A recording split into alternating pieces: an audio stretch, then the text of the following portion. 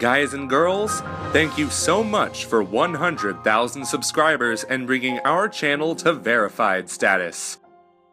As promised, here is our giveaway.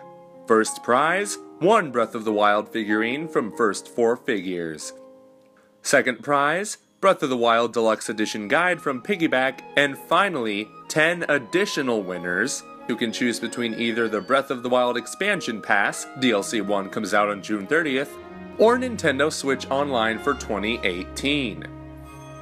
To enter the Gleam giveaway, you have to be subscribed to the channel and continue subscribing after the winners have been selected.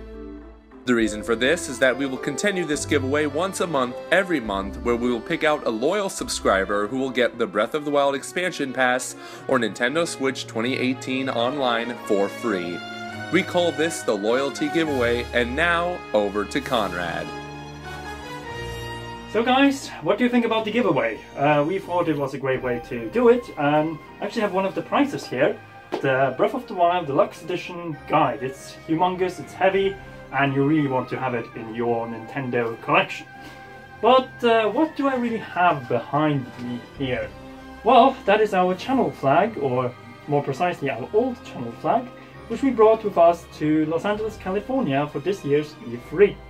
And what we decided to do is something to benefit children ill with cancer, and it is to auction off the flag after getting it signed by as many Nintendo YouTube personalities and Nintendo personalities as possible. So what we have been doing in the last couple of days, and actually months, is that we have gotten as many YouTubers as possible, beginning from Gerard Khalil, The Completionist, Gruntle Floss, Shady J, Melvor from the Game Chasers, Pat Gamey Espo. And of course, Norm, the gaming historian, a YouTuber we really look up to. But during this E3 we got even more YouTubers to sign, and of course Nintendo personalities. We got CMD, we got Yoshilud, we got HMK, we got Zelda Master, we got Abdullah Smash, we got Skyward Wing, we got Roger Space, we got the entire Game Explain team with Andre and Ash, we got Jose Otero, the main Nintendo reviewer at IGN, we got Angry Joe, we got one of the biggest YouTubers in Panama, Carl Xand Gaming, and of course we got Skyward Wing, who is the runner-up in the ARMS tournament. But why just have the runner-up in the ARMS tournament when you can have the indisputed champion and also director of the game, Mr. Yabuki himself? This one comes with an ARMS pin. We also got Keith and Krista from Nintendo Minute. We got Mr. Mario himself, Charles Martinet, with a Super Mario Odyssey pin, which comes with the flag. And of course, we got the president of Nintendo of Europe, Mr. Shibata. These Nintendo signatures comes with 4 pins. It comes with an ARMS pin, it comes with a Super Mario Odyssey pin, and it comes with 2 Splatoon 2 pins.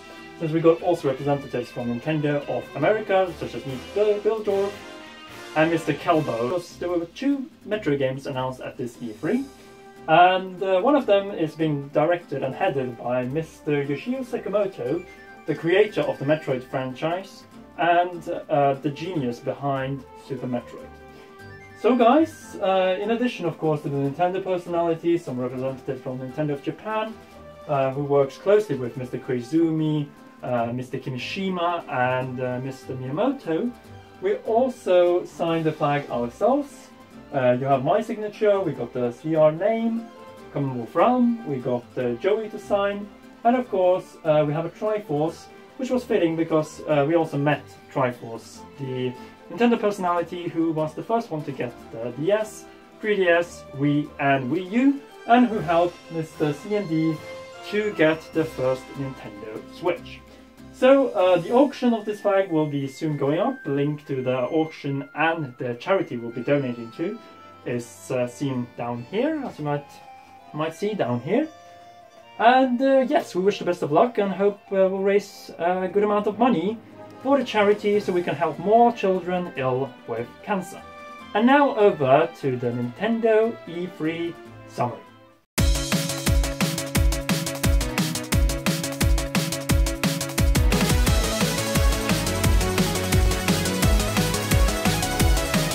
Hello everybody and welcome to another E3 episode of the Commonwealth Realm, live from beautiful Santa Monica, California. And I say live, I mean recorded live. We're not actually live right now. You would know that by now. But yeah, E3 has ended. It ended yesterday, and it was a pretty crazy week. Wouldn't you agree?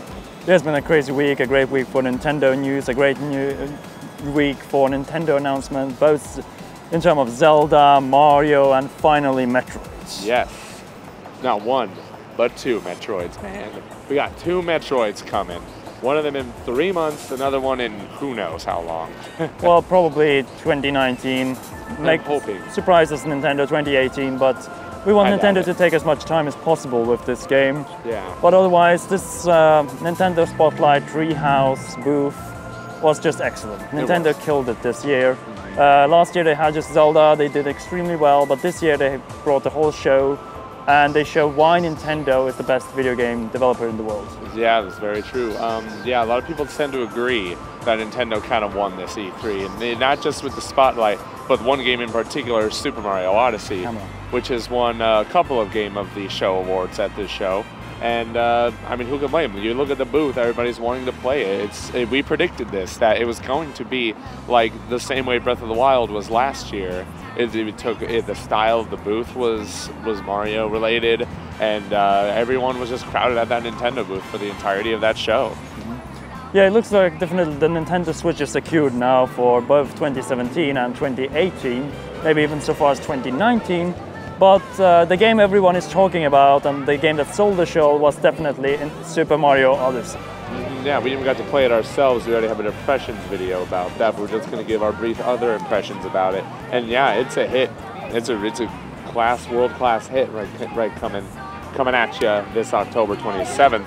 Every game is coming out in October. It's crazy, even Super Mario Odyssey. And yeah, Nintendo has a real hit on their hands. They're not just doing the Super Mario thing, the Super Mario Sunshine 64 thing. They're also bringing in new elements to it, like the hat possessing things. It's crazy. Yeah, Nintendo's done an incredible job with expanding and improving the Mario formula with Super Mario Odyssey. You can find elements from both Super Mario 64, Sunshine, Galaxy 1 and 2, and even Super Mario 3D World in this game. But most importantly, the gimmick this time doesn't suck. It's actually quite incredible. Taking possession of, say, a Goomba, Bullet Bill, Chain Chomp, Cheep, Fireball, or even people, and a tank and a fucking T-Rex is just beyond incredible, and we can't wait to get our hands on the game come October. That's just in 4 months. Yeah, it's just 4 months from now, and you'll also be playing it. So our direct footage and sound is already on YouTube, so check out that video. And yeah, Super Mario Odyssey definitely stole both the booth, spotlight, maybe not the spotlight, but definitely the booth and the demos available at the show floor. Let's go over some of the things talked about in the spotlight. I mean, like the first game they sold announced was Kirby. I think it was just called Kirby. It might just be a working title, or they're literally going back to the basics on it. And yeah, it's a console Kirby game. We didn't get that on Wii U. We did get 2 Kirby games, but they weren't like the console Kirby games that we know and love. They were like you draw stuff paths, and it was a mess. But yeah, this game looks to go back to its roots. It's going to have traditional bosses, multiplayer as well, local co-op, and it looks like a lot of fun. And you know what's funny? They also said that they were going to talk about a lot about 2017 games on the Spotlight, and they began with the 2018 game. Well, they started the Spotlight actually by doing a reel of different games, such as Rocket League coming to the Nintendo Switch. Excellent. And of course also mentioning Rabbids, Mario plus Rabbids Kingdom Battle, which is coming already out in August. Yes, exactly. It's going to be a lot of fun right there. And they also put it up to Game Freak, and they said that they're working on a new console Pokemon game for the Nintendo Switch. You can tell this was as a direct response to the news that Pokken Tournament DX was coming to the Switch, along with Pokemon Ultra Moon and Ultra Sun coming only to the 3DS. So and a lot of people were upset about that. So they said, guys, calm down. We're making a real Pokemon RPG for the Switch, and it's also going to be the first real Pokemon RPG for a home console as well. So I find that really interesting. It looks like they were just willing to reuse the Sun and Moon engine one last time before moving over to the Switch, and a proper 3D Pokemon game, a la what we have seen in Breath of the Wild, in a similar open world setting, but just with Pokemon instead of Zelda. So what other games did we get? Yeah, we got a new Yoshi game, which is a mixture of a Yoshi game and a paper Yoshi game. Woolly World, yeah. Yeah, Woolly World and paper Yoshi game. And it looks damn good. Like I didn't pay much attention to it because this was right after the Metroid Prime 4 announcement, so I was kind of losing my mind. But Yoshi's Woolly World was an excellent game, one of the most underappreciated Wii U games, I think. And this game just looks to be more of that. Not just being just a mere 2D game also, there seems to be sort of 3D elements involved in the mix. I need to rewatch that trailer again because I was still on that Metroid Prime 4 high when it was shown. And yeah, Yoshi's, it's just called Yoshi for now. Might be a working title like Kirby is. But yeah, I'm really looking forward to that game as well. It looks really cool, 2018 as well. And yeah, Yoshi's Woolly World was awesome. And if it's anything like that, I will be super satisfied. And obviously we have Fire Emblem Warriors, we got a new trailer. Fire Emblem Warriors was also playable on the show floor.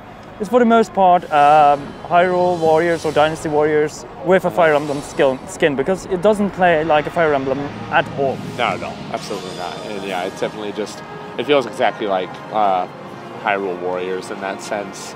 And it's coming out in November, so if you're into that sort of thing, go check it out. I didn't get a chance to play it because we didn't have a chance to play a lot of things there. But yeah, it looks, if you're into that sort of thing, go check it out. Oh, we're also forgetting about Xenoblade Chronicles 2.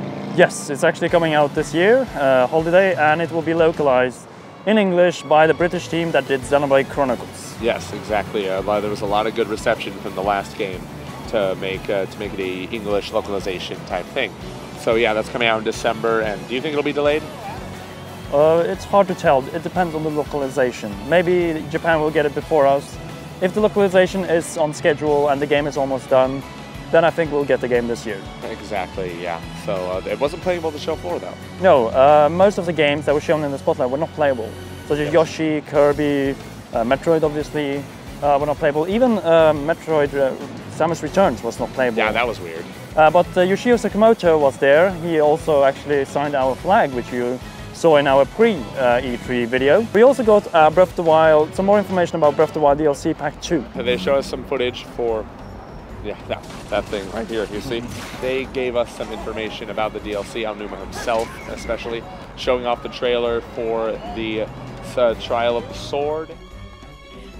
Also showed off the hard mode, and that looks brutal. Like, we got the Stone Talus healing itself, and the Gold Lynels. Gold Lynels were probably the most badass Zelda artwork that we have ever seen. Yeah, exactly. Anything gold can stay. Especially with that Lynel just pumping against yeah. Link. We also saw a Bokoblin like honk his horn, and then we saw them floating up from the little rafters. That's nuts, dude. I'm scared of them. Correct. I'm really scared. Correct. Besides, we also got a little tease of DLC Pack 2. We know that it will be about the champions. The champions, and yeah, they didn't reveal much, but we can assume a lot from this. We can assume that we'll be going back to the past, yes. and we're probably going to be able to play as them. Maybe not play as them, but at least I want to play as them. Play with them, I think, because in Breath of the Wild we just saw them in cutscenes, and it would be great to see them as actual NPCs, or maybe playable in some sections of the DLC Pack 2. Yes. The DLC Pack 2 will be much more story heavy, have an additional dungeon.